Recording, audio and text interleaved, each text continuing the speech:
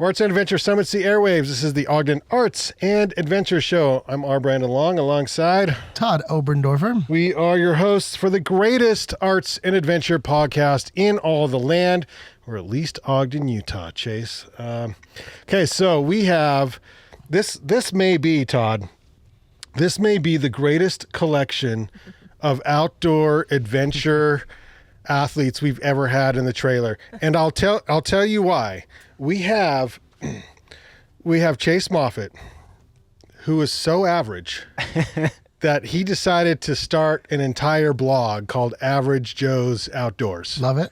Okay? That's how average he is. And then we have Tara Warren, who is at least this summer, is completely insanely not average. Like not average at all. So welcome Tara and Chase to the program. Chase is very familiar with this trailer. He has recorded lots of Gear 30 podcasts in the past. How are those going? How many you recorded nowadays? Well, we don't do those anymore. Oh, that's right. That's sort of died on the. Is that too soon? Is that too soon to talk about that? I do have a sad trombone. Yeah. Well. So, yeah. And then Tara, it was two or three. Yeah, something like like that. 3 or 4 maybe, 2 or 3 something or like 4. that. Okay. They all blend together. They do start to blend together after a while. So again, Chase Moffett, we have runs this new YouTube show channel. Sorry, they're channels. Whatever you want to called Average Joe's Outdoors, and you can follow Average Joe at Average Joe's Outdoors /videos or something like that. I don't know. I think that's what it. We'll link it in the description. Yeah. On YouTube. And Tara Warren, Ultrarunner, is I thought it was the Wasatch Slam. It's the Rocky Mountain Slam. Mm-hmm. Rocky Mountain Slam, but for a very important cause, and that is to support ALS. And you can support Tara right now financially. Well, ALS financially, als.org/runwithtara. And you can do that right now. Please go to als.org/runwithtara. Tara is going to work you already did Bighorn. I did. And you made it through. I did. So Bighorn 100, it's 100 miles, followed by Hardrock 100 miles, Wasatch 100 mile, and Bear 100 miles in one summer. So why, Tara? Like what? I think I just broke a sweat just hearing you talk about it. Oh my gosh. Well, I mean, a lot of different reasons why. I think getting into Hardrock has been an 8-year process, and it's a lottery that you have to qualify to get into the lottery, and the algorithm on that is super hard. You just have to keep trying, and I'm not a real spring chicken, and time is going by so quickly, and I'm so grateful that I got in. I made it into the lottery this year finally. And when you get into Hardrock, it kind of triggers a lot of other ideas. And one of those is the Rocky Mountain Slam, which consists of 7 different, well, maybe more than 7 or 8 different race options that fall into the Rocky Mountain Slam. And you guys can look that up to go through them all. But so I chose the ones that I did to make that work with my schedule. And is this like an official thing anywhere, or yeah, or is it just a colloquial in the industry verbiage when you do these all these things? I think it started out more that way, but you can register for it now, and then you can. They give you recognition of some sort, like a little trophy or a T-shirt. But you have to make it into the individual race first. Well, you don't have to make it into Hardrock, but making it into that gave me kind of the idea. I'm like, okay. And then there were some local folks here who encouraged me to maybe try that. Yeah. So yeah, it's been. We'll see. I don't know. We'll see. Well, it's gonna be. You've run. So let's just take the Bear because there's. I don't know how many of these you've done in the past on their own. But the Bear you've run and then also not finished, correct? We can do the trombone again. Yeah. Where's that thing? There we go. I feel better now. Yeah. Yeah. So I think I've started the Bear 7 times, finished 5. Well, that's pretty good. I mean, really, because anything can happen. And so that's what that's why I'm curious, is because just one of these races is hard. Yeah. Like just one of these you might not finish.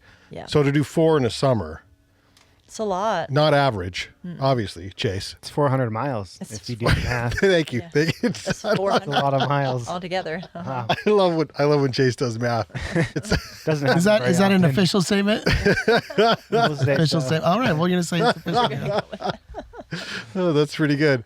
Yeah. So I think, I mean, I don't know. I've never run 100. I've only run a 50K at the longest ever. 100 seems like so far out there. And I think that injury comes to mind. Like, how do you stay injury free? That's a good question. I think going into Bighorn this past weekend, that was my biggest concern because I'm not 100%. I've got little things, along the way I've dealt with and tried to heal up through the winter and spring, but I'm not 100%. But here it comes, it's upon us, and so you kind of go for it. And I think that I learned pretty quickly as the race started that if I wanted to continue to do this all summer, that I just need to chill out and just get into a groove and stick into that groove and try to not be competitive, because I'm pretty competitive by nature, and I just had to just chill out and just really relax and enjoy where I was, and just put the fun in it, Put the fun in it. Gotta damn put it. the fun in it. Fun in it. That's so really- winning it's is finishing, right? Yeah, accomplishing, like getting through the end, Yeah. definitely is a big deal. Yeah. And I was, I hate to go into all this, but I was really close. Like, Sarah Manning, she paced me through the end, and there were a couple points where we were doing math, kind of like adding 400s together, because that's how it is when you're brain fog. And we're like, oh my gosh, like we might not finish. We might not make it to the end. Like get because you timed can add out? it up. Yeah. So, because if you're pulling 20-minute miles and you've got 30 miles to go, you can do that really quickly and know how much time you really need. I can't do it quickly, but maybe you can.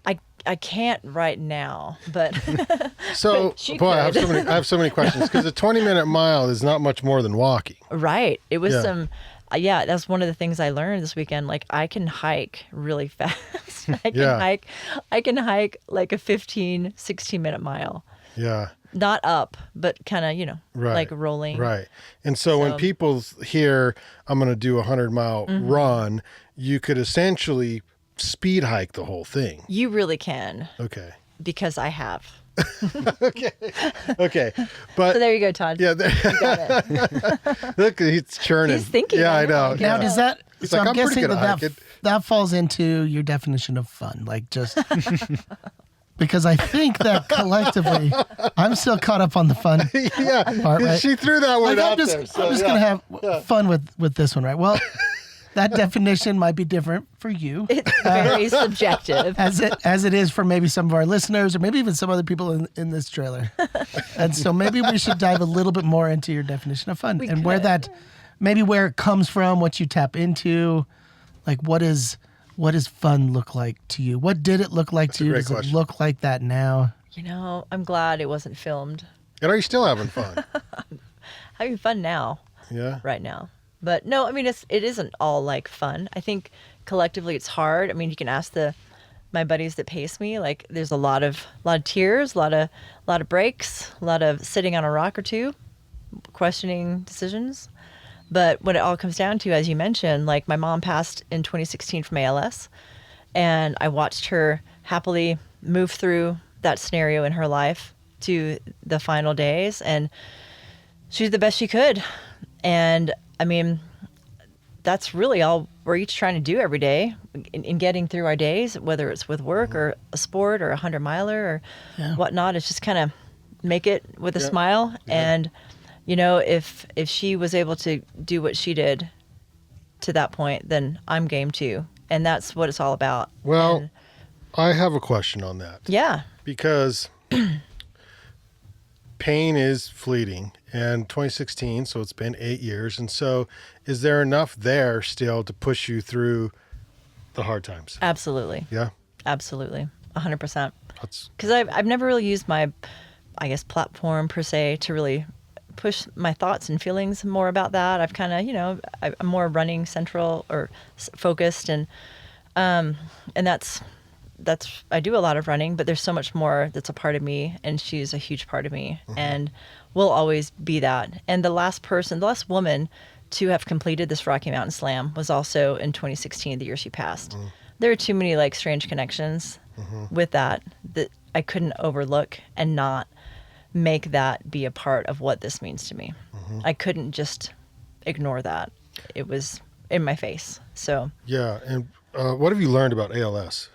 So it's a ridiculous disease. I know there's a lot of people in our area in Ogden that are kind of high profile people that have that, like the football coach at Ogden High. And there's a triathlete who just passed, I believe, in Farmington, who was very well loved. And it's just a disease that doesn't have a cure, doesn't have any type of medicine. It doesn't have really anything out there. There's a lot of trials that are, gosh, this is getting sad, but there's a lot of different things out there that are hopeful to decrease the rapid decline, but There's no treatment? There's no treatment. And so once you hear that, That's wild. it just kind of is what it is. Yeah. And there's a couple different diversions of ALS, which some are a little bit longer, some are faster. Like Stephen Hawking, I think you guys are all familiar with him. He went through that for a long time. My mom, a year and a half, real quick. That's wild. So there's a couple of those type of variances that they're able to. How did she know? Like what happened? Because Yeah. I saw the Stephen Hawking movie. What was he walking on campus and falls down or something like that? And it was like the first sign of something was wrong. How did your mom find out? Like something's not right. Yeah, she thought she had neuropathy in her fingertips, Yeah. like that Renaud's, which I have, which is terrifying.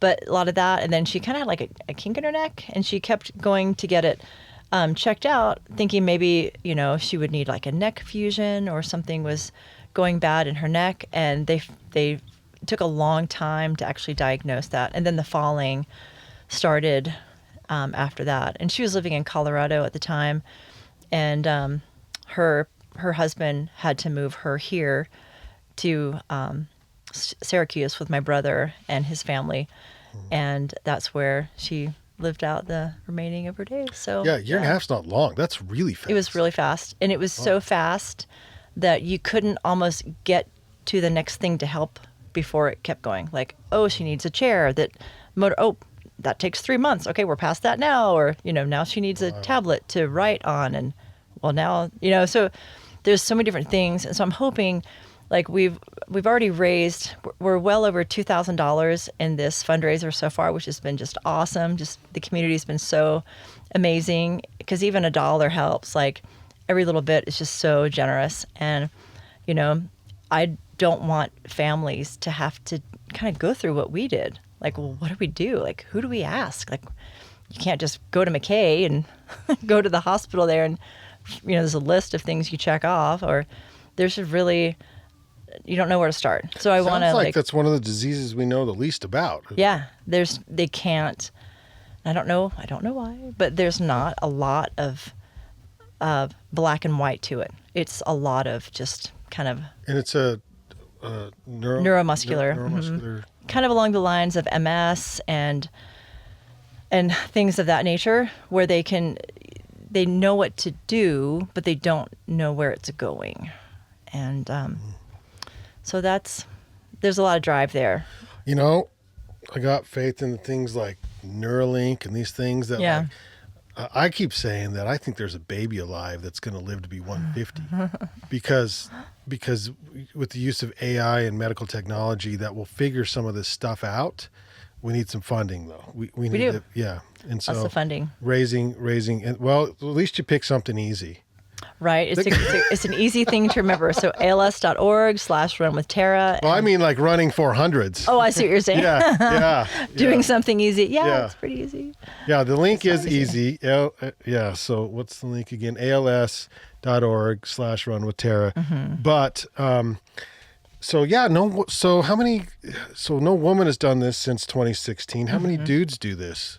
There's only been, I can't remember if it was 18 or 12 women total who have done this since the early 90s. But And I'd by say this, there's that's 4 100s in a summer in the Rocky Mountains. in the Rocky Mountain Slam. Yeah. And I think, that's a good stat. I I think it's in the 30s or 40s as far as guys who've completed this. So yeah, a lot of local guys too. Yeah. So- well, that puts you in rarefied air, Tara. I mean, Yeah, we're going kind for of a it. big deal. It is. And I kind of set myself up. So if I even wanted to quit last weekend, I was like, oh, we got to just keep going. I mean, one down, 3 to go. So that's a weird place to be because you're not halfway through yet. So how's your motivation level? You know, because Hardrock is next, and this is a race that I've wanted to do for so long. It's one of the most technically challenging and beautiful races that's out there in the world. And it's just something I've always wanted to do. I've almost missed qualifying twice in the last couple of years due to certain circumstances, and my drive to get to that point where I can actually compete and do Hardrock is so there. I'm so excited. Well, I want to talk about training in Ogden because we don't have 13,000 peaks, 1,000 foot peaks. And that's mostly at that level, isn't it, Hardrock? It is. It's above 10K for most of it. Most of it. Okay. And I drove out, I watched Wojciechowski, his attempt, and he fell short due to time. He got cut off at it, and by like minutes, like barely, and it was heartbreaking to watch. But I don't know how much of that. I don't know his training. I don't know anything like that. But because the elevation is so high, how do you train for that in Ogden? With him, it's beer and Pearl Jam, just so you know. He doesn't do that anymore, and that's probably why. I think it's haunting him.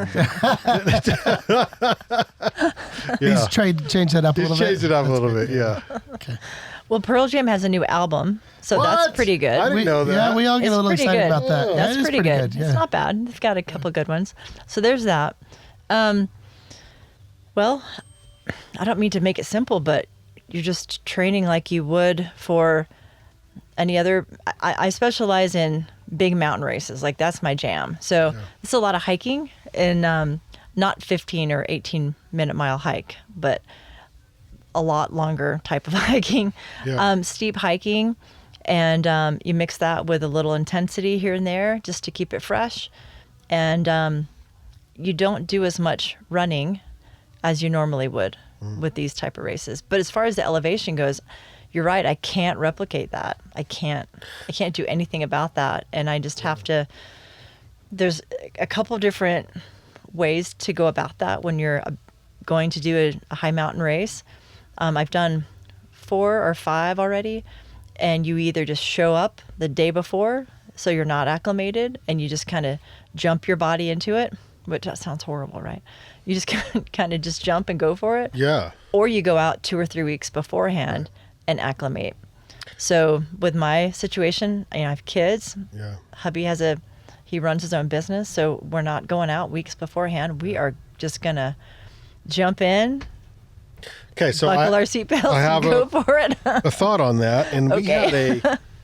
we had a guest on our Ogden Avalanche podcast, and she's studying the effects of altitude on like decision making, and why you get into trouble in avalanche conditions, and why you decide like all of a sudden you got this when all the red flags are there.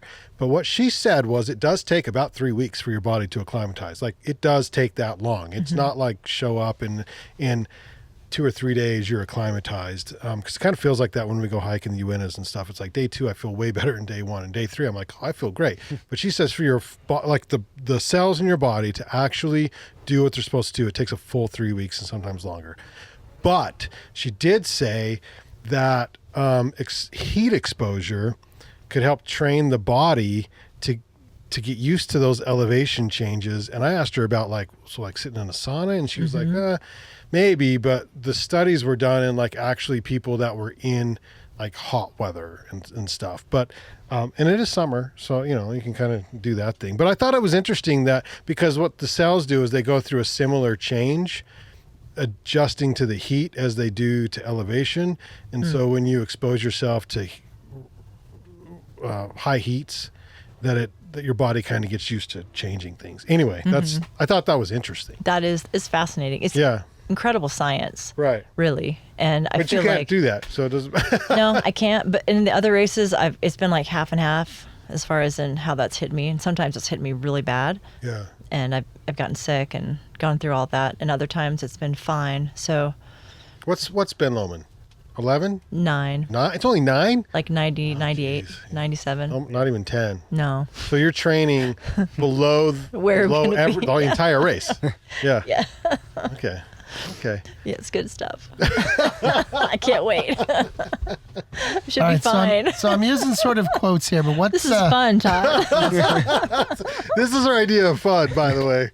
Oh, I'm hitting it. I'm feeling it. I know. I'm feeling it. But I think it's because my body is adjusting to the temperature of the trailer right now.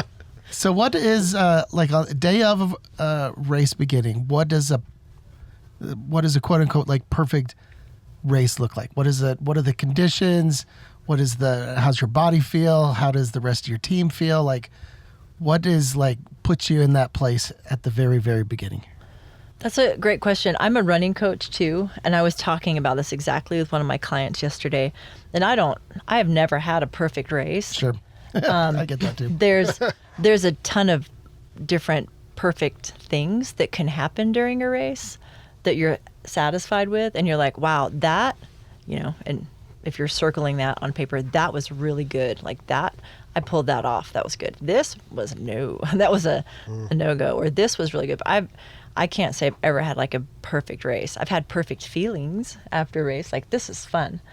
But, Of course. but I don't think I've ever been able to say that. Like, I think that's what keeps me going back. Cause you're like, okay, so, here's the 10 things, 6 were 4 were awesome. So maybe I'll go back and I know what I can do to fix those 6 things. But then you go back and then it's the other things that don't work and you're like, what? And so it kind of changes around. Like for me at Bighorn this past weekend, my nutrition worked so great. It was spot on. I've been working at that for like months and months and trial and error. And I was so stoked because that's a big one because that can derail a lot. Yeah. And tell us about so the differences between like a marathon and even a 50 miler and then pushing to 100 and what that does to the body in your nutrition. Yeah. Like, so for me, I've never run a marathon, which that doesn't sound fun. That sounds not fun. It's like all on the road. It's on the road. You're just going straight. There's cars. No. But for me, what I've been really working on, my goal is to get between like 50 to 90 grams of carbs every hour. And it's a simple formula. It's kind of a standard rule. And I don't know why I haven't really put that hardcore into action for all these years I've been doing this, but I've really made an effort to try that. I work with... What's the form of carbs those come in? I use gels or a liquid drink that would have like that type of a ratio. Yeah. And so I work with The Feed, and The Feed is a company that basically is a marketplace for anything you want, like athletically, as far as for hydration, for nutrition, for gear, for recovery, et cetera, et cetera, et cetera. The space feed. Thefeed.com. Oh, thefeed.com. One phrase, yeah, thefeed.com. And so you can get like one gel just to try it out and be like, oh yeah, that's awful, or oh yeah, that's great. And you don't like buy bulk stuff. And it's a really easy thing. So for me, I was able to go in and like really just try a bunch of stuff and see if I liked it. Because if you can't palate the taste, why are you even bothering? And what opened up for me was like, I found this whole new world of non-flavored gels, which if you think about that sounds horrible. But it's basically like neutral flavored gels. Yeah. And also I found a ton of different type of drink mixes that also has high carb ratios. And I'm able to rotate through those in different blends through these races without getting palate fatigue. And that was humongous for me at Bighorn. It was great. Recovery has been amazing. I'm at day 4. I was able to chase my dog in the yard that took something out there he wasn't supposed to. You're not even limping.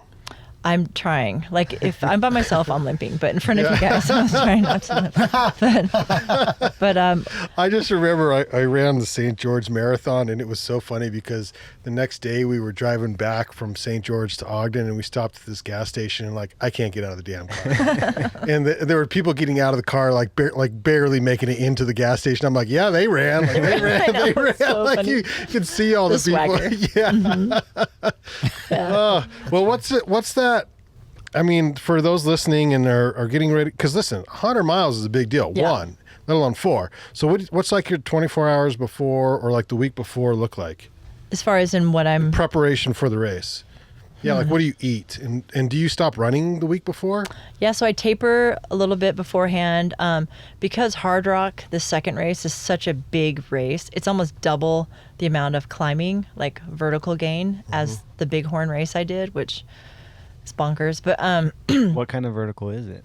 34 at Hardrock, and it was 18 at Bighorn. A lot So of feet. 34,000? Yeah. 34, not 3,400, 34,000. So it's some mountains, a little bit of mountains. Wow. Todd just fell over. Good grief. To give you an idea, like Malin's is what? 15? 22, Oh, 22. 100. 100. 2,200. Yes. And you're doing 34 in a, how long does it take? They have a 48-hour cutoff, 48 hours. Okay. which, So how many laps on Malin's is that? geez. Because you've done Can't. That's math. We'll ask. Run up for right air. here. What do- a A lot. lot. 34 So divided it would be by- like about, it's like 20 14 laps or something. it's a lot of laps. A lot. It's a lot of laps. Oh. Okay, I got a question. So we've been talking about the physical training. Let's talk about like the mental game of all of this. That's the one area that I'm probably most impressed with. It's so Yeah. during the race itself, leading up to it. I mean, what kind of meditation game do you have? I mean, this is very impressive. I mean, time on your feet. That's really Yeah. the biggest thing is time in the mountains. You just have to TOT, take the time on toes. Time on toes. Yeah. You have to just make the time to go out there and not go fast. I just made that up. Tots. Tots. Yeah. Tots. Yeah. That's really, it's, I Does hate it to get make that- does it get easier? Does it? No. It's still just. I It mean, doesn't get easier because you can, you have like, so my husband Bryce ran Bighorn as well, and he has been super busy with work, and And you guys stay together the whole time. we do not. We hold hands and Yeah. sing Kumbaya. yeah, as we're yeah. running Skip around. over the finish line, hold But- hands. Yep. And I mean, like there's talk the whole time. you chat. What are we doing Tuesday? Catch up. How are the kids? Yeah. But I mean, like he had a different experience. He had to drop out at mile 50. He's just, a different scenario for him. But he's done many hundreds before. Did but he get this you didn't. into racing, or did you get him into racing? He got me into Yeah, racing. you into racing. Yeah. He came home, and I think I've told the story on so. here before. He Yeah. was like at Smith's one day, taking forever, coming home from, and I had like colicky babies, and I'm like, where were you? And he's the kind of guy, he'll like read the magazine at the store. I'll stand All right, there. fair. When there used to be magazines, Yeah, that's like interesting. reading Yeah. outside magazines, standing Yeah, there, whatever. yeah. And he found this art. He bought the magazine and brought it home. He's like, there's people that run all night. They do 100-milers. Yeah. And of course, you're like, where do they eat? Where do they go to the bathroom? Yeah. Do they sleep? And all the questions. And I could just see it in his eyes. I'm like, oh no, because he was already into like I lost Lotaja. it. Yeah, he Yeah. was into the long stuff. And Yeah. but yeah, so he got me going into this. So, and he's in Hardrock as well.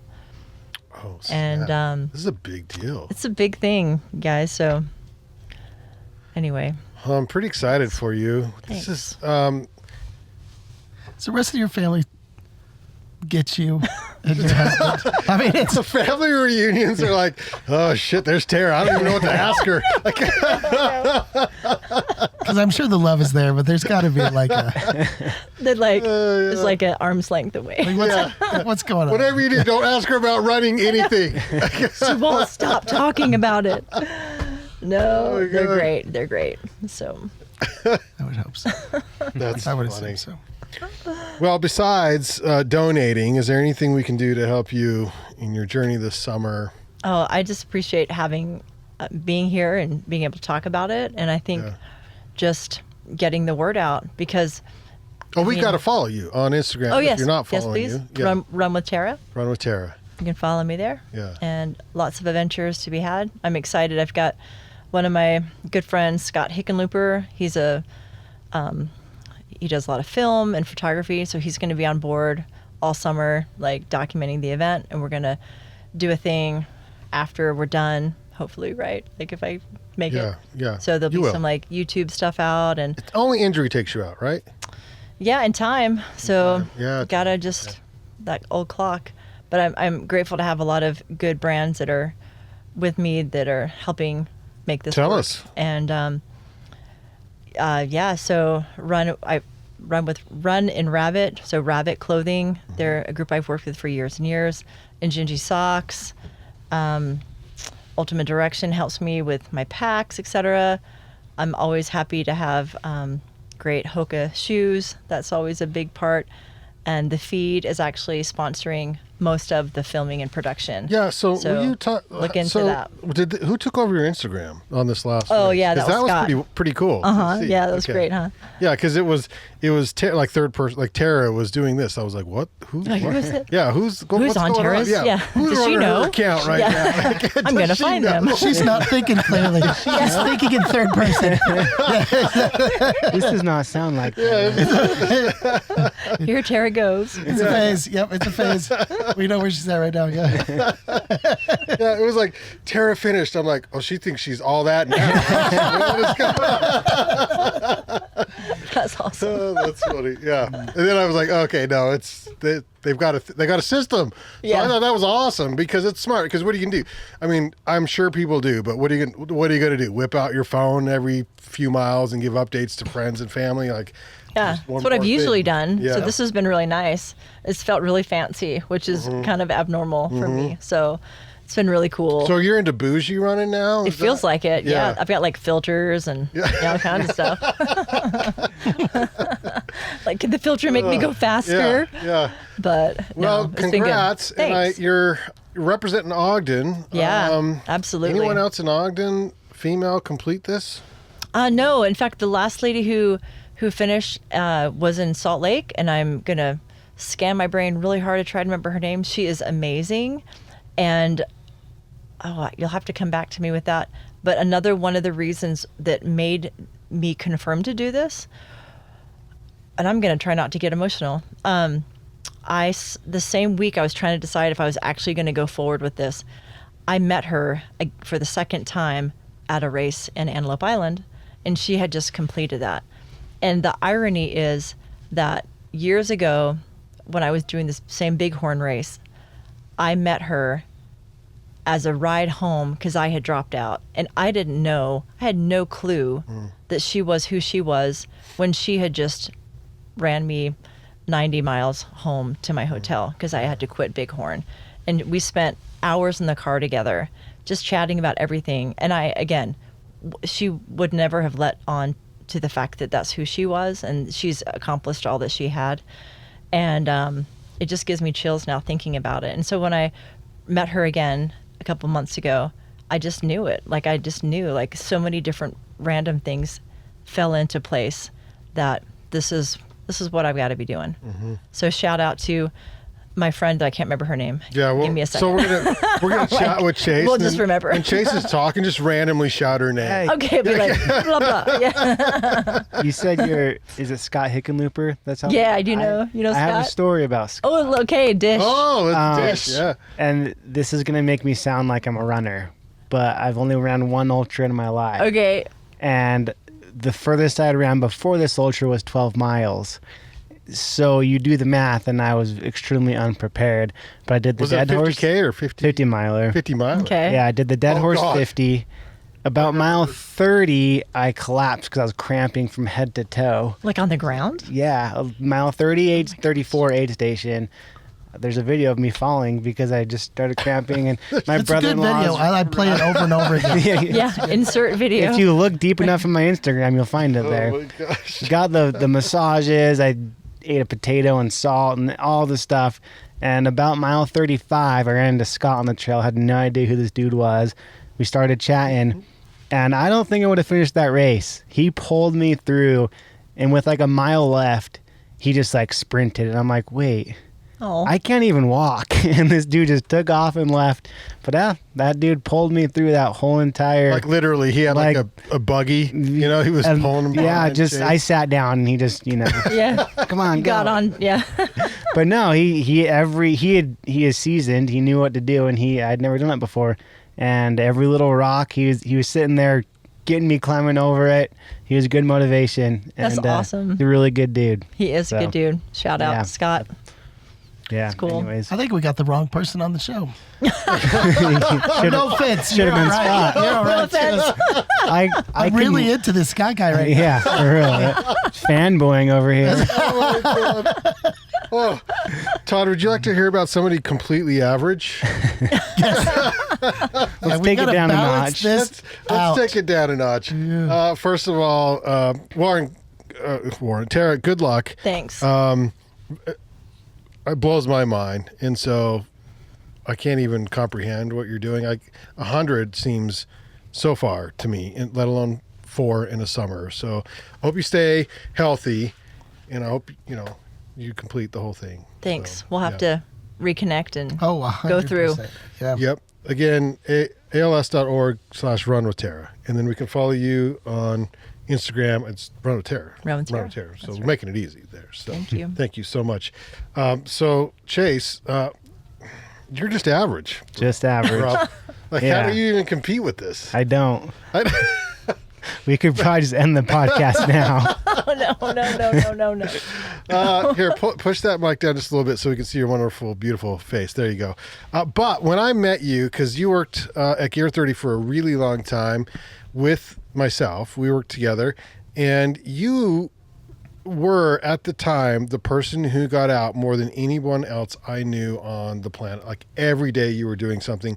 Every day my stupid Sunto would go off. It's like, oh, Chase got out again this morning. And so, but thank God you got married, because now I don't see you ever getting out. So now you're just average, Just right? average. Yeah. You've been brought back to reality a little bit. Yep, more grounded now. More grounded now. But you have a YouTube channel, that's what they're called, YouTube channel. It's Average Joe's, and you should go follow it because you talk about the outdoors in a way we can all relate. Correct? That's the goal. Yes. Yeah. Okay. Talk about why you decided to do this. Yeah, so- and if you need to go back just a tiny bit to touch on, because we did kind of collectively breeze over end of days with Gear 30. We Yeah. kind of have, right? Yeah, Chase We've left- touched on it a little bit, but I think little our bit. listeners ask often. There's still some that think it's still open. They just haven't been there, right? And so if we do need to That's what happened. touch on that, then feel free to. All right. Because I think that our listeners have questions. So if anything comes up, it would be beneficial. Let's just say that. Yeah. So as Brandon alluded to, spent 6 years in the outdoor industry. We met at Gear 30. I left Gear 30 about 2 years before they actually closed their doors, and I left and I was a sales rep for primarily a climbing equipment company. And I was just very interwoven into the outdoor industry. I lived it, I breathed it. I woke up every morning and would ride my bike or go for a run, or we were backpacking. It was all things outdoors all the time. And yeah, I can't really talk too much about the last days at Gear 30. I wasn't there. No, Fair. no, but you can. Okay, let's go. So let's talk about It's why. But so I was gone before they closed their doors. Fair enough. But that was really Gear 30 is what got me my start into the outdoor industry. I'm also a content snub. I Those damn content makers.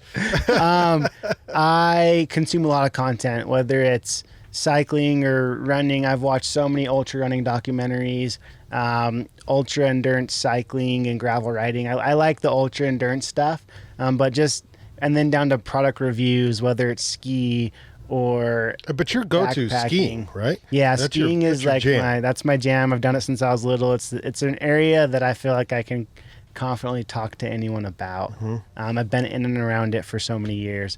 But since I consume so much content, I eventually did sell my soul to corporate America.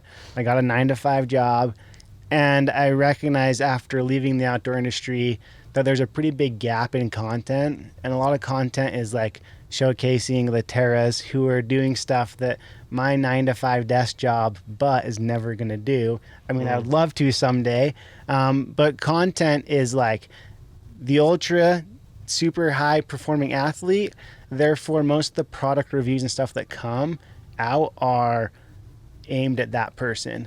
And taking my experience at Gear 30, a large majority of the people coming in are the weekend warrior or even like the monthly warrior. They go backpacking once or twice a year. They go on a few trail runs a summer. And so I just saw this big like void in the market for content speaking to that person. Because at the end of the day, that's the person that is funding the industry. Yeah, but bro, I can't turn pro if I'm watching you. Right? So maybe don't watch me. But that's where we all start, and we gotta start somewhere, and we don't almost dare ask the questions like, what am I supposed to pack for my first backpacking trip? Exactly. You know? Exactly. Is it a good idea to unbox those shoes at the trailhead? At the trailhead, yes. I've been famous for that. So Yeah, and then take the box in with you to burn for a fire. It's perfect. 100%. Right? Like, yeah. Two birds, one Yeah. stone. yeah, exactly. it's been done. Totally. That's yeah. why they give you the box. Yeah. But yeah, that's just like kind of been the whole. But it like, takes getting out of it for a hot minute to realize that's a missing thing, right? Yeah. Oh, it took 2 years. I haven't Yeah. been in the industry for over 2 years.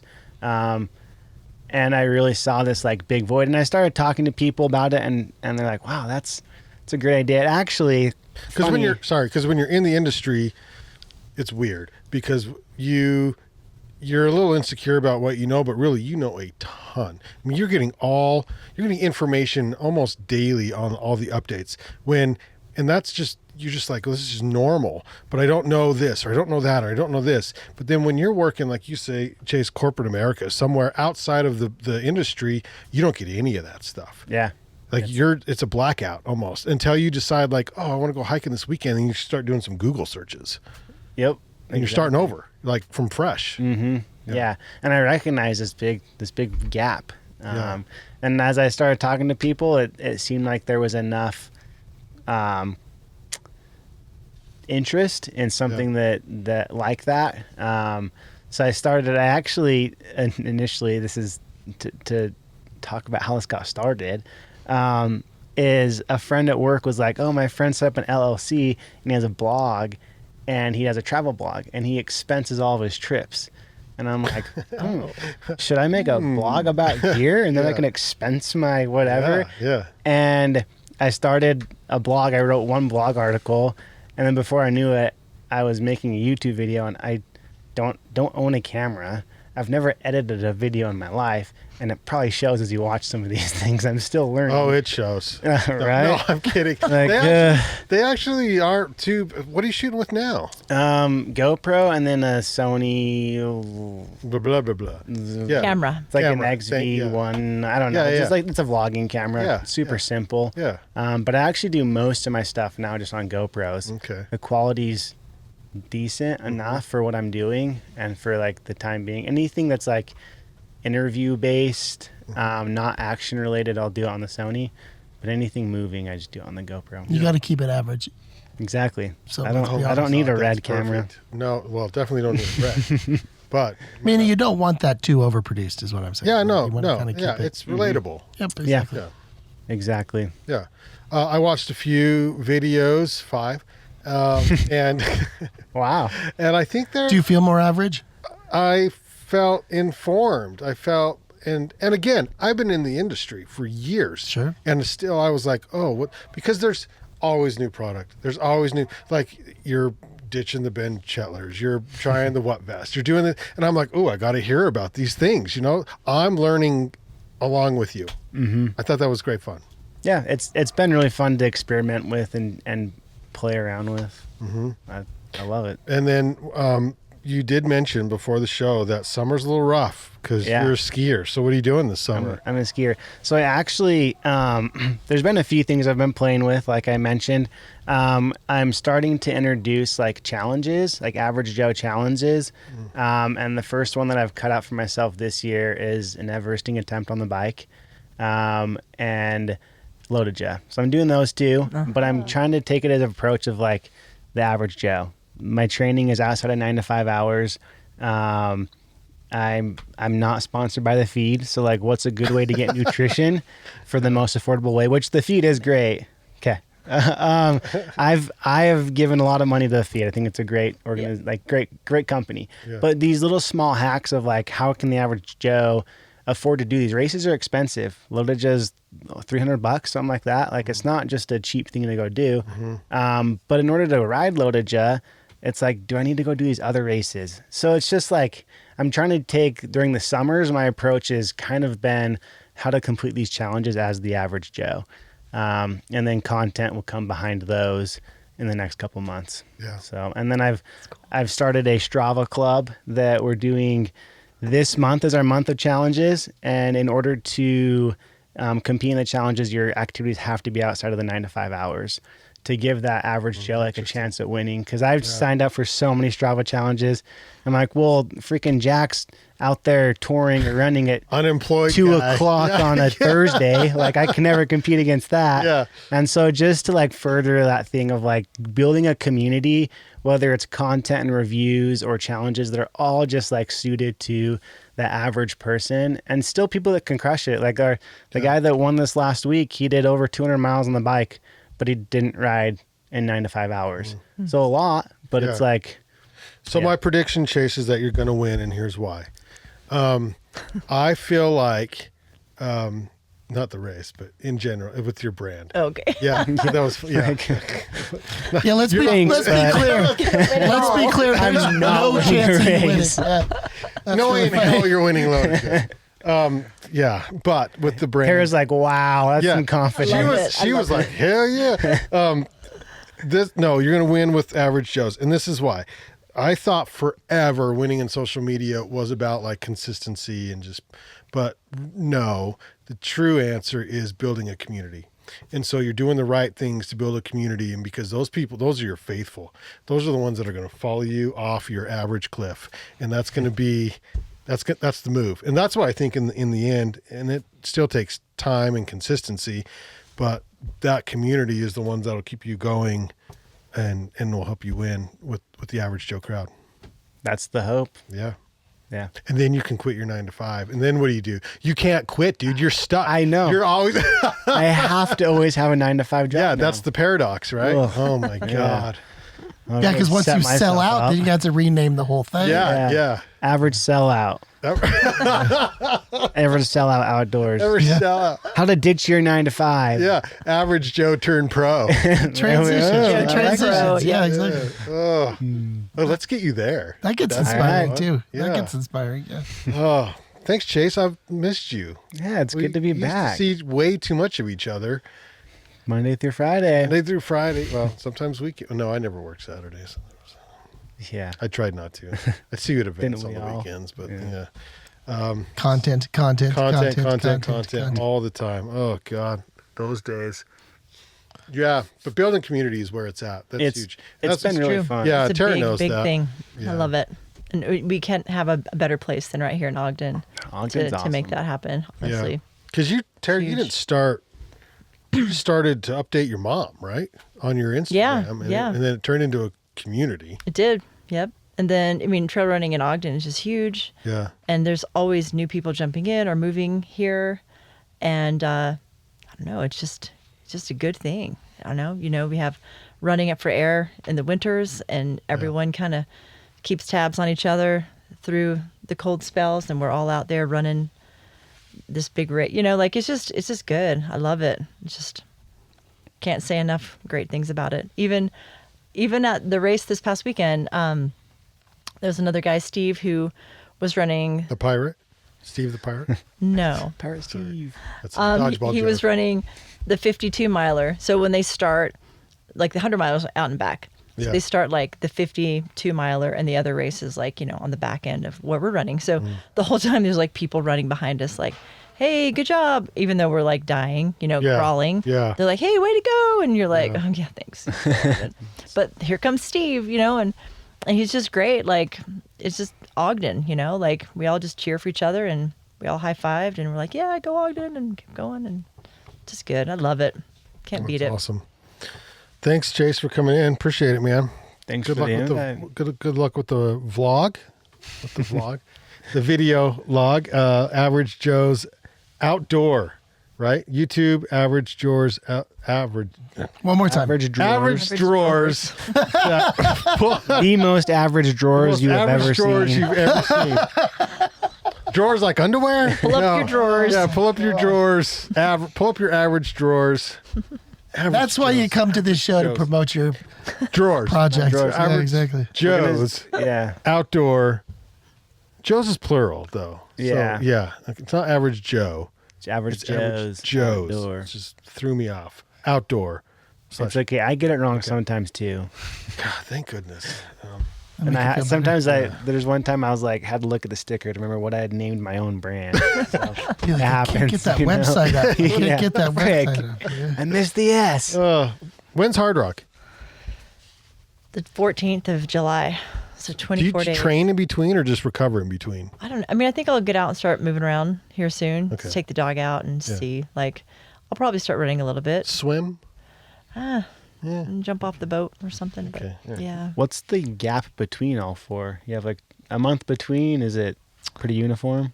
It's not. I wish it were a little more. I guess you could have chosen races if I decided early enough to have had more space, but it goes like a month between Bighorn and Hardrock, and then there's a big gap, and then this is what scares me to death. Wasatch and the Bear are just 3 weeks apart, so I don't know. Like I'm just gonna walk Wasatch so I can finish Bear. I don't know. There's a lot to kind of wrap my head around, so we'll see. It's wild. It's That's all of your that's faces. an average Joe competition right there, I think. Yeah. That's something else. That's something else. Todd, what do we got in the arts world or Well, in I your think world that of we arts? need to address something that happened, I think, this last week or two. And that is Brandon Long stepped down from Ogden City's Arts Advisory Committee after I was forced. 10 years, 9 years. How long? Long ass time. Yeah, it was a long time. But a term is 4, right? Four, and I did serve 2 of those, but I also took over somebody else's, so it was closer to 10, I think. So how'd that feel? And I loved that that I supported it by, I think I was driving to Salt Lake at the time. So Yeah, I'm totally, I'm all, dude, you gonna be there? And he's like, beware, what's going on? yeah, I'm pretty good about those things. I felt bad. But then when I found out it was your last one, I'm like, yeah, probably for the best. Because then I would have said something nice in front of everybody. and- No one Yeah. wants to hear But that. I'll do Nobody- that now. nobody I'll wants do to that hear now. that. So we're all very appreciative of your service. But I'll tell you the truth. We've been talking about community. We should turn the word community into a drinking game on this show sometimes. That would be rough though, probably. But I that watch being Bravo, said- that show that they do like take a shot or take a drink every time this word and goes ding ding ding. Yeah. Yeah, community. Yeah. And so to know that we've been on that committee for so long, I still have another year or so probably. But that being said, we have been replaced. Like we've been replaced. And that's kind of a good thing. Like, how does that make you feel to know that? No one can replace me.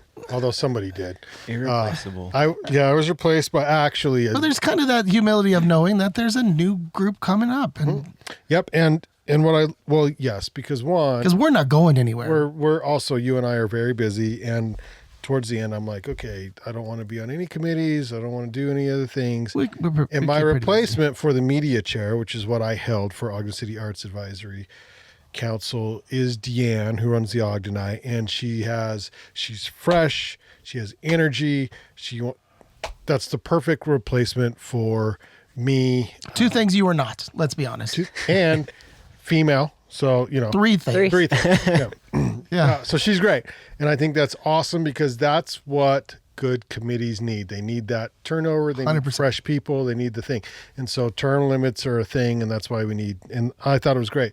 That said, man, I already am like, shoot, am I cast out? Like nobody, you know what I mean? Like no, I'm no longer There's part of a the reason club. we stay on committees and Yeah. advisory groups Because and you're a part of steering the committees. club and it's fun and you know what's going on and all the things. And so I may be that person who goes and walks around the high school after they graduate and just hang out at the meetings or something, like, you know.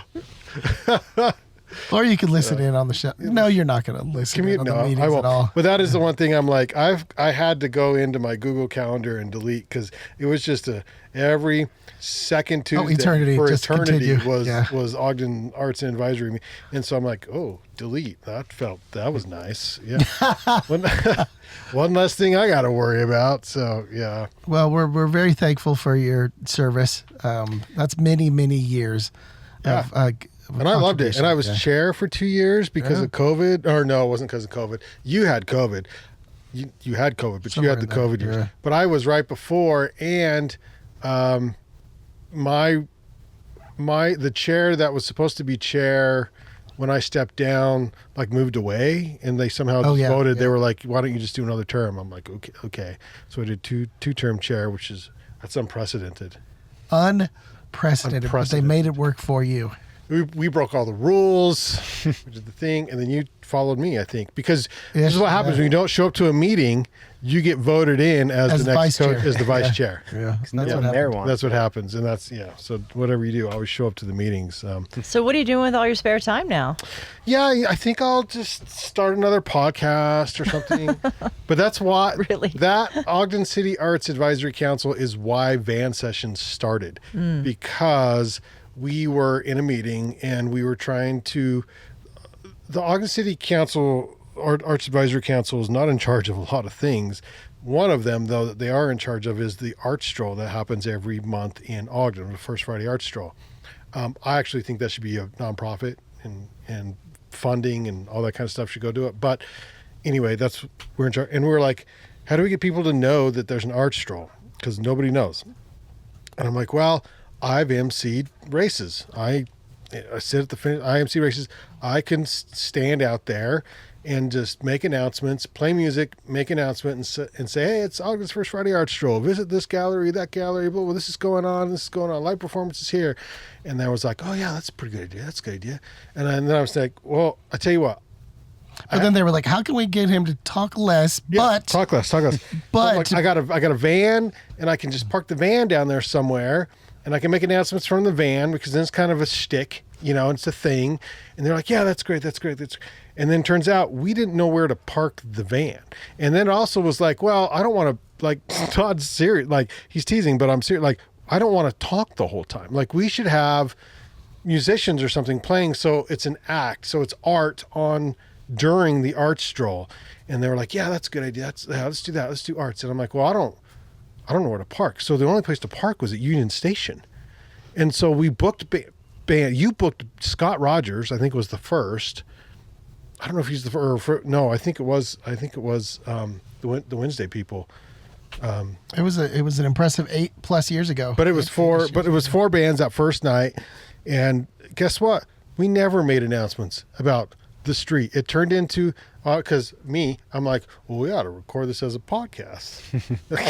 And that's what happened. So if we're putting bands out there, like, why don't we just record this as a podcast? And so we did. And we called it Van Sessions, and it was Van Sessions from day one, and we never made announcements about the art stroll. I maybe made one or two, but we're on the other side of 25th Street. We're on Union Station, because we didn't know where the hell else to park on 25th. So that's where we ended up, was at Union Station. And then Union Station decided they wanted to charge us for power and all these weird things. I don't know who was running it at the time, but we ended up at the Monarch, and now we have a home. So now Van Sessions is this big thing. Anyway, but it's all because of Ogden City Arts Advisory Committee, which is, so thank you, Ogden City Arts. That was a long answer. I was just going to say congrats on serving. That's basically what it is. Yeah. You don't get short answers with me. One last little announcement. So at the Finch Lane Gallery down in Salt Lake City, where I work, I have a opening reception on Friday. That's this coming Friday. 2 brand new artists, Mark England and Marissa Albrecht. And so come check those out. Come down and say hi. Come on, I'm not that far away. Plus, the community's usually opposite when you're going in that direction. So it's just... Yeah, that's true. I am trying successfully, I'll have you know, especially with Van Sessions, to get a lot of Salt Lake Cityans up here, and they are loving what they're seeing. And so it could go the other way as well. Like we could occasionally go Every once in hang a out while. in Salt Lake. Yeah, okay. Yeah. We'll give them some love. Yeah. Chase and I dominated Winter OR a few years ago. That was a long time ago. It's going on like this week. Several. That's what I'm saying. It's right now. Yeah, it's happening right now. Last show I said it was going on this week, but I lied. It's actually right now. Right now. So it might be over by the time you hear this. I think they don't go on Thursday, right? I think it's Monday, Tuesday, Wednesday, or something weird like that. I believe so. Yeah. Anyway, but you're not going? No, I found out today that it was going on. I didn't even- Okay, yeah. You leave the industry and it's like, well, Yeah. get it Hardcore here. marketing efforts on the OR. Yeah, well, there's some issues there. Some issues. To say the least. But anyway, for Yeah, those of y'all yeah. that have gone and have enjoyed it, then reach out and let us know how it went. Gotta tell you what, that winter one in Denver was pretty awesome. Oh yeah, I loved OR. It was like the best weekend of the year for the outdoor industry. It was Yeah. great. It was fun. We got some good memories. Oh yeah. Still is, apparently. I don't know. All right, well, that's it. Thank you, Banyan One. That's this trailer right here for powering today's episode of the Ogden Arts and Adventure Show. Listen and subscribe to the Ogden Arts and Adventure Show on YouTube. Look for us on Facebook, Instagram, Apple Podcasts, Spotify, and thebanyancollective.com, Podbean app for Android and iPhones. If you want to be on the show, you can slip into my DMs at Ogden Adventure, or I'll reach out to you. I'll slip into you. Don't call me. Don't call me. Okay. But, if you're interested, you're like, hey, that sounds fun. Let me slip into his DMs. At Ogden Adventure. Find value in this podcast. You can actually just give us money. Just give us money. Support us at buymeacoffee.com/Banyan Media. That supports all the things we do. This week's Outdoor Jukebox, we will leave you with a little bit of Alli Brown. It's called I Want It All. And this is as recorded on Van Sessions, the show that's spurred from Ogden City Arts Advisory Committee. Alli Brown's I Want It All. Thank you for listening to this podcast of the Ogden Arts and Adventure Show. We'll see you next week. Isn't it enough to chase our dreams? Or do we have to fight for everything? Life can get crazy and we maybe lose our way, but I don't see why we can't have everything. I want it all.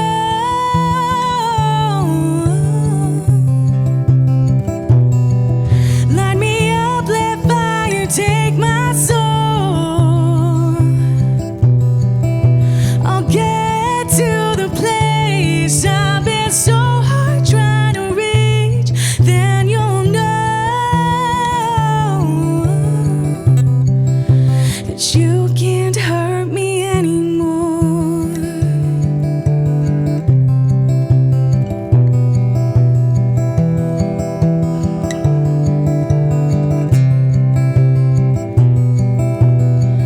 No child of mine would act this way, but Mama, please forgive me. I'm just trying to find my place. The broken road